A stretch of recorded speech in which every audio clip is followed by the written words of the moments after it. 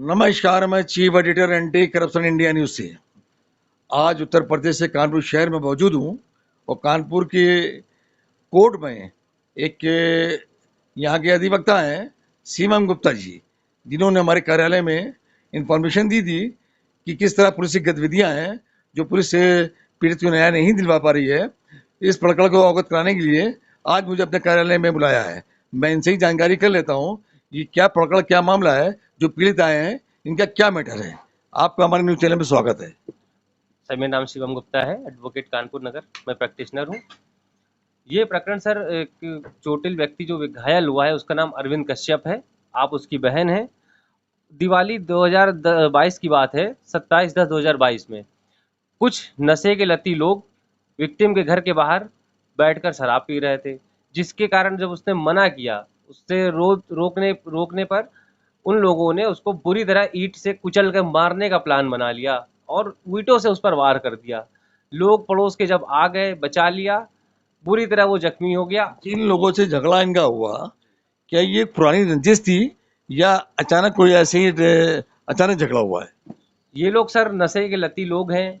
बात बात पर लड़ाई झगड़ा कर लेना, किसी को मारना पीटना, ये सब इनके लिए आम बात है। मतलब आपका कहना है वो क्षेत्र के दबंग लोग हैं, आए दिन लोगों को परेशान करते हैं, इसी तरह इनको भी परेशान किया गया। फिर आगे क्या हुआ? सर, जो दबंग लोग हैं उसमें एक लड़का सत्यम है जिसने मारा। उसके पिता जो हैं वो भी शामिल थे। अन्य लोग बहुत सारे जो 4-5 अज्ञात लोग थे वो भी भाग गए। इस प्रकरण में कितने लोग मुलजिम हैं? अभी तो 2 लोगों का नाम सामने आया है, बाकी अज्ञात में पुलिस विवेचना कर रही है। जो संदेह की बात या जो अचंभित बात है वो ये है कि 27/10/2022 से बुरी तरह जो जख्मी व्यक्ति था, उस प्रकरण में पुलिस ने आज दिनांक तक, यानी कि जो आज डेट आप देख ले 21 जून 2023 चल रहा है, आज दिनांक तक पुलिस ने अपनी विवेचना ही नहीं खत्म कर पाई है। और मुख्यमंत्री, जबकि इसका एक समय निर्धारित है कि इसमें 90 दिन का समय होता है, उसके बातचीत चार्जशीट कोर्ट में आ जाती है। क्या वो चार्जशीट कोर्ट में आ गई? नहीं सर, अभी चार्जशीट माननीय न्यायालय में प्रेषित नहीं की गई है। पीड़ित द्वारा जब माननीय मुख्यमंत्री पोर्टल पर अपनी शिकायत की गई थी कि इतने समय हो जाने के उपरांत भी आज दिनांक तक चार्जशीट माननीय न्यायालय में नहीं प्रेषित की गई है, तो पुलिस विवेचक महोदय जो श्री बलेंद्र जी हैं जूही थाने के, उनके द्वारा ये रिपोर्ट दी गई कि अभी भी विवेचना प्रचलित है। आपकी बातचीत से ऐसा प्रतीत हो रहा है बलेन सिंह जो आईओ है इसके, उनकी भूमिका संदिग्ध लग रही है। क्या ऐसा है? बिल्कुल संदिग्ध है सर, क्योंकि जब जो पीड़ित व्यक्ति है उसका जब मेडिकल होता है उसमें गंभीर चोटें आती हैं और पुलिस द्वारा ही मेडिकल कराया जाता है। अभियुक्तों को बुलाया जाता है और कुछ समय बाद छोड़ दिया जाता है। पीड़ित ने ये तक बताया कि जब वो घर वापस आया इलाज पट्टी कराकर, तो अभियुक्तों ने घर पे आकर ये कहा कि जाओ, मैंने मुंह मांगा पैसा पुलिस को खिला दिया है, अब मेरा कोई कुछ नहीं करेगा, ना तुम्हारी कोई सुनवाई होगी और ना तुम्हारे कहीं सुना जाएगा। मतलब आपका कहना है जिन आरोपियों ने उनको मारा, उनकी पुलिस की ऐसी साठगांठ करने के बाद उन्होंने ये आपसे कहा कि जाइए, मैंने सेट कर लिया पुलिस को, हमारा कुछ नहीं होगा। बिल्कुल, बिल्कुल इसी लहजे में यही सारी बातें हुई हैं। और अब तो सर संदेह लगता है, मुझे भी लग रहा है कि पता नहीं क्या है क्या नहीं, वास्तविकता तो भगवान जाने।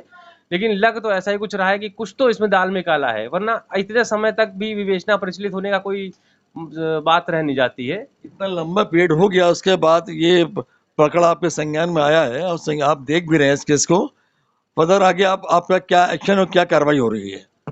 सर, जो प्रकरण मेरी नज़र में जब से ये आया है, मेरी जानकारी में वो इसलिए आया क्योंकि जो पीड़ित व्यक्ति था वो आज उसी चोटों के दौरान कोमा में जा चुका है।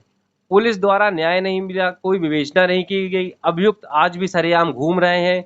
उसके जो बहन, जिनके माता पिता नहीं है, सिर्फ एक ही बहन है और जीजा, जिसके भरोसे वो है, खुद अपना कमाता था, अपने छोटे भाई का पालन पोषण करता था। आज इनको भी वो डरा धमका रहे हैं कि अगर तुमने कोई कार्रवाई करी तो तुम्हारा भी अंजाम वही होगा जो तुम्हारे भाई का हुआ है। जिस तरह वकील साहब अवगत करा रहे हैं, इनको भी धमकियां मिल रही हैं और जो व्यक्ति जिसको आरोपियों ने घायल किया वो आज कोमा में है। और यहाँ मैं देख रहा हूँ कि पीड़िता बैठी हैं, जिस तरह से उनकी मैं देख रहा हूँ आंखों में आंसू है। और अपने मैं इनसे ही जानकारी करता हूँ इस प्रकरण की, इनको क्या जानकारी इस प्रकरण में मुझे अवगत कराएं। मैडम, आपका क्या नाम है? सविता कश्यप। मैडम ये बताइए कि जो पड़कड़ हुआ है, आपका भाई जख्मी है, अस्पताल में भर्ती है, आपको क्या जानकारी है और इनके बारे में बताएं, इन्होंने आपके भाई को मारा है, उनका उनकी क्या गतिविधियां हैं, आपको क्या किस तरह धमकी देते हैं? हमें दीपावली के टाइम पता चला कि मतलब दीपावली के 2-4 दिन बाद पता चला कि तुम्हारे भाई को चोट लग गई है। हम मान नहीं सकते थे, हमको दिक्कत थी। तो उसके बाद क्या हुआ, हमने कहा भैया जूही थाने में जाओ, आप अपनी कंप्लेन कराओ। कंप्लेन कराया उसने तो रात भर उसको जेल में रखा और सब कोई सुनवाई नहीं हो रही है। उसको रात भर रखा, उसके दूसरे दिन बाद मतलब और अगल बगल के सब लोग ने गए उसको छुड़वाया, बड़ी मुश्किल में छोड़ा और उसको धमकी भी दे रहे हैं कि मतलब जो करते बने कर लो, तुम्हारी कोई सुनवाई नहीं होगी, हम सब देख लेंगे। तो हमने कहा जो भी हो भाई, अच्छा बुरा में जो लग रहा है लगवा दो, साथ में मेरा भाई उठ के खड़ा हो जाए, हमको कुछ नहीं करना है किसी के ऊपर, मगर कोई क्या उन लोगों ने कोई ऑफर आपको इस तरह दिया कि मैं उसका ट्रीटमेंट करा दूंगा और उसको इलाज करा दूंगा, कंप्रोमाइज की बात चली? हाँ चली थी, वो कह रही थी हम कराएंगे, बाकी इलाज जो लग रहा है हम सब कुछ देंगे। उसके बाद वो ताला मार के भाग गई कहीं, कुछ पता नहीं है वो कहाँ गई उसके बाद। जैसा कि पीड़िता अवगत करा रही हैं, जो आरोपी हैं, पहले तो उनको दिलासा दिया कि मैं ट्रीटमेंट करा दूंगा, इलाज करा दूंगा, कंप्रोमाइज की बात चलाई। अब वो यहाँ से जब उनको पता चल गया कि जिस पर उन्होंने वार किया है वो काफी जख्मी हालत में है और कोमा में है, तो वो यहाँ से लापता हो गए हैं ताला मार के।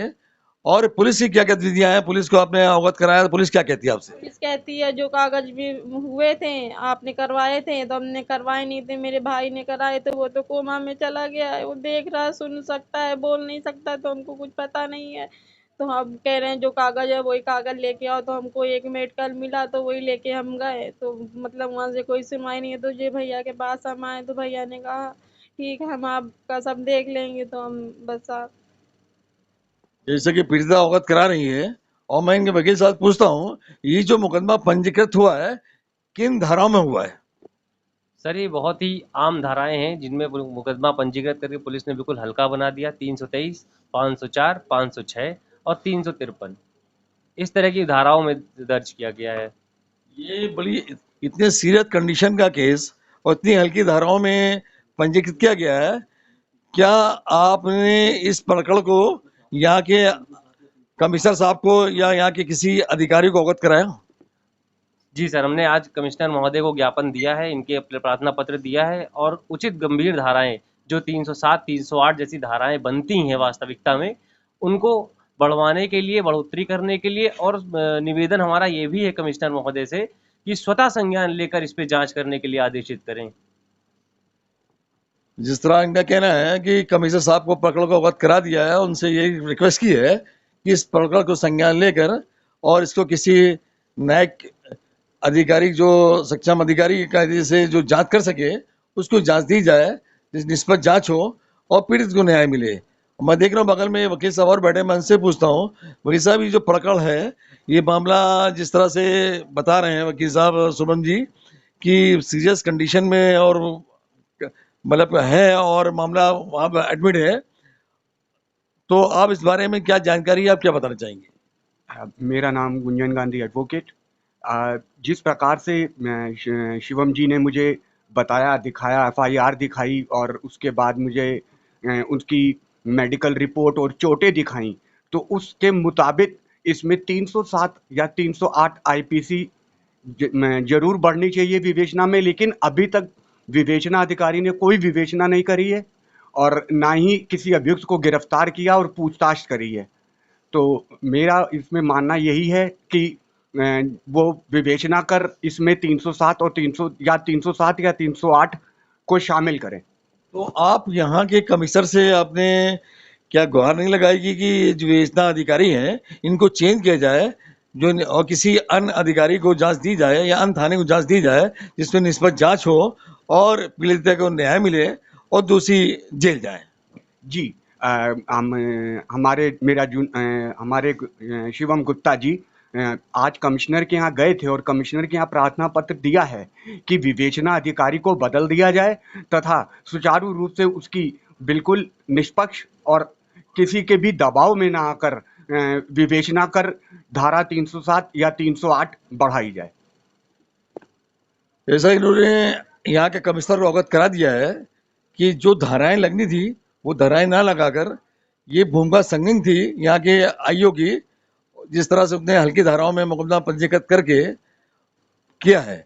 और मैं पूछता हूँ यहाँ के शुभम जी से, ये बताएं फर्दर आगे अगली आपकी क्या एक्शन और क्या कार्रवाई है, और यहाँ के मैं आपकी बात को यहाँ के मुख्यमंत्री जी को भी अवगत कराऊंगा, आप उनसे क्या कहना चाहेंगे?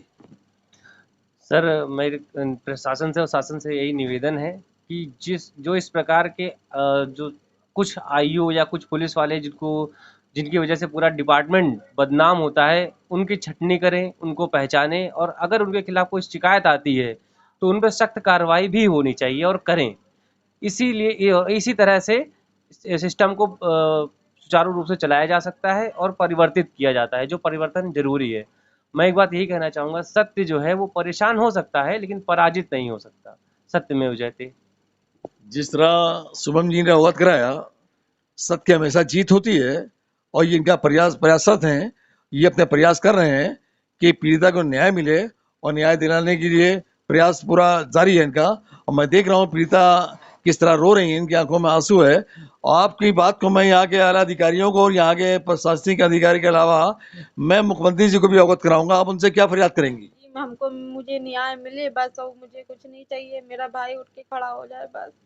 मैं बहुत परेशान हूँ, इधर उधर मैं जहाँ नहीं गई हूँ वहाँ जा रही हूँ। सबसे हाथ जोड़ जोड़ के हम दवाई इलाज के लिए अपने भाई का कर रहे हैं। हम मेरे यहाँ भी ठेला लगाया, कमाया, डेली का काम है, मतलब कोई वैसा काम नहीं है। हम बहुत परेशान है। ये भी एक गरीब महिला है, गरीब परिवार से हैं और ये परेशान है।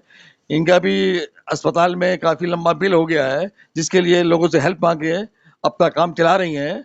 और मैं भी अपने चैनल के माध्यम से यहाँ के आला अधिकारियों को और यहाँ के मुख्यमंत्री जी को अवगत कराऊंगा कि इस प्रकरण को संज्ञान लें और इस पर कोई निष्पक्ष जांच कराएं और इनको न्याय दिलवाएं। अब अगली अपडेट में किसी नए प्रकरण से अवगत कराएंगे। तब तक ये राष्ट्रीय अंतर्राष्ट्रीय खबरों से बने रहिए एंटी करप्शन इंडिया न्यूज के साथ। मैं chief editor Athar Hussain, anti corruption से। नमस्कार, जय हिंद।